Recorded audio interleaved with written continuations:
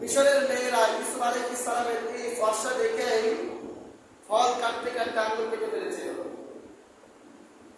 এই শেষ জামানায় যদি ওই সমস্ত মহিলারা আমাদের নবীজিকে দেখত, তাহলে তারা আঙ্গুল হাত কাটতে কাটতে এক পর্যন্ত কলিজা পর্যন্ত কেটে ফেলত। আল্লাহ তারা আমাদের নবীজিকে এতই সুন্দর করে দিয়েছেন। এটাই নবীজি বলেছেন, আনা মালিকুল ওয়া আখি ইউসুফ সাবিহুন। তো ইউসুফ আলাইহিস সালামের 11 জন ভাই বাবার কাছে বলল, আব্বা আমাদের কাছে আমাদের ভাইকে দেন, আপনি কোনো টেনশন করেন না, আমরা থাকতে আমাদের ভাইকে কেউ নিতে পারবে না। বলতেছে, আমি ভয় পাচ্ছি তাকে বাড়ি খেয়ে ফেলবে। ইয়াকুব পয়গম্বর তার ভাইদের কাছে এই কথাগুলো বলতে পারে না। তো এক পর্যায়ে ইউসুফ আলাইহিস সালামের 11 জন ভাই সুন্দরভাবে ইউসুফকে গাড়ি তুলে মাথায় তুলে নিয়ে গেল। আর কয়েকজন টাকায় দেখতেছে বাবা কি দেখে কিনা।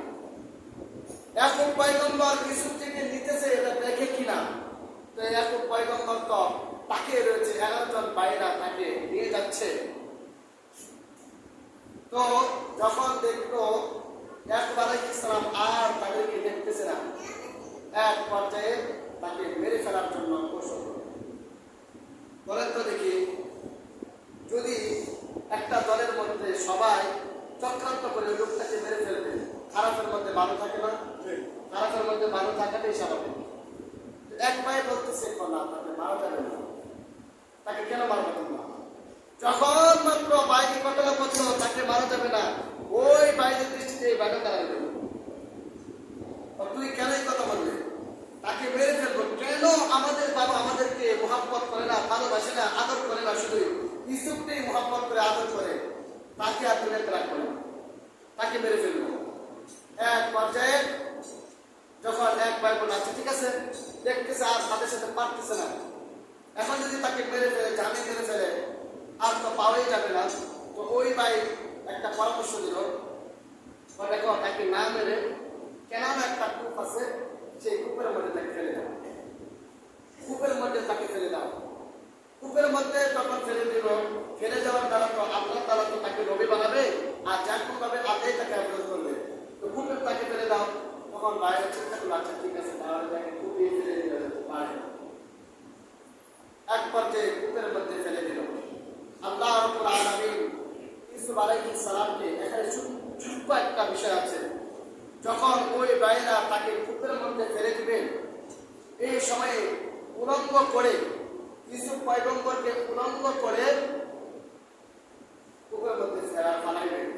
আল্লাহ তাআলা সাথে সাথে জান্নাত থেকে কাপড় পাঠালেন জিবরিলের মাধ্যমে, কারণ তাকে ভবিষ্যতে নবী বানাবে। তার সতর যেমন তেমন লোকে দেখতে পারবে না, তার সতর থেকে ফেলবে। এই জন্য আল্লাহ তাআলা কাপড় পাঠাইলেন। এই কাপড়টা কি ছিল? রেশমি কাপড়। সেই কাপড়টা একটা তাবিজের ভিতরে বাস করে আল্লাহ তাআলা ঢুকিয়ে দিয়েছেন।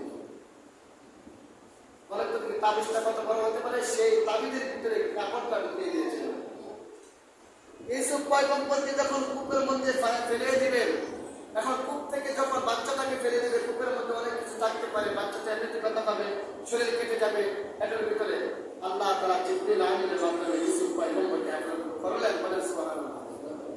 ইউসুফ পয়গম্বরকে হেফাজত করলেন।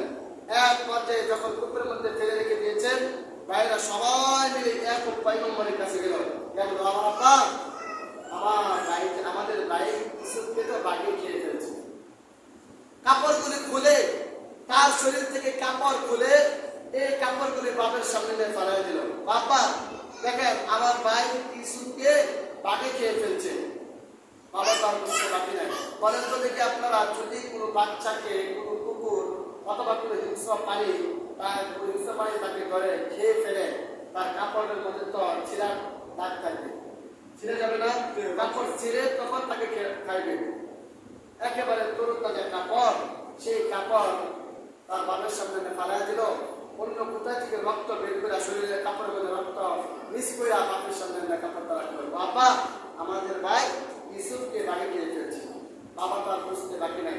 বাবা মনের ভিতরে কথা রেখে দিল, আমার সন্তান ইউসুফকে যদি বাগিয়ে খেয়ে ফেলতো, তাহলে তো কাপড়ের মধ্যে শিরা দাগ থাকলো, শিরার দাগ থাকলো, শিরা থাকলো, শিরা পাড়া থাকলো। তো তার কাপড়টা একেবারে ভালো। আর রক্তকে এমনভাবে থাকার কথা না, রক্তটা তারা মিস করে নিয়ে আসছে। তো তারা কৌশল অবলম্বন করেছিল, কিন্তু কৌশল অবলম্বন করার পরেও ইয়াকুব আলাইহিস সালামের কাছে তারা খেয়ে ফেলল। কাপড় আমার সন্তানকে যদি বাগিয়ে খেয়ে ফেলতো, নেকড়ে বাঘ যদি খেয়ে ফেলতো, তবুও তো এই কাপড়ের মধ্যে সিরাফানা দাগ থাকতো, কোনো দাগ নাই। আর রক্তগুলি তোমরা মিস করে নিয়ে আসছো, কোন রক্ত কাপড়ের মধ্যে মিস করা আছে আর কোন রক্ত মিস করা না সেটা দেখলেই বুঝে যায়। এক উপায় করে আর বুঝতে বাকি নাই। তো আমরা আজকে ইউসুফ পয়গম্বরকে কূপের মধ্যে রাখলাম। ইনশাআল্লাহ আগামী সপ্তাহে কূপ থেকে কিভাবে উঠানো হবে, কিভাবে উঠিয়েছিল আর কিভাবে মিশরে গিয়ে আল্লাহ তারা এক পর্যায়ে তাকে মিশরের প্রেসিডেন্ট বানিয়েছিল, ধারাবাহিকভাবে ইনশাআল্লাহ আলোচনা করবো। আজকে পরবর্তী সময় ইনশাআল্লাহ শেষ। আল্লাহ রাব্বুল আলামিন আমি যতটুকু আলোচনা করলাম বুঝে শুনে আমল করার তৌফিক দান করুন। নাসরুল্লাহি ওয়া রাহমাতুহু করিম। আবাশিরুল মুমিনিন। আসসালামু আলাইকুম ওয়া রাহমাতুল্লাহি ওয়া বারাকাতুহু।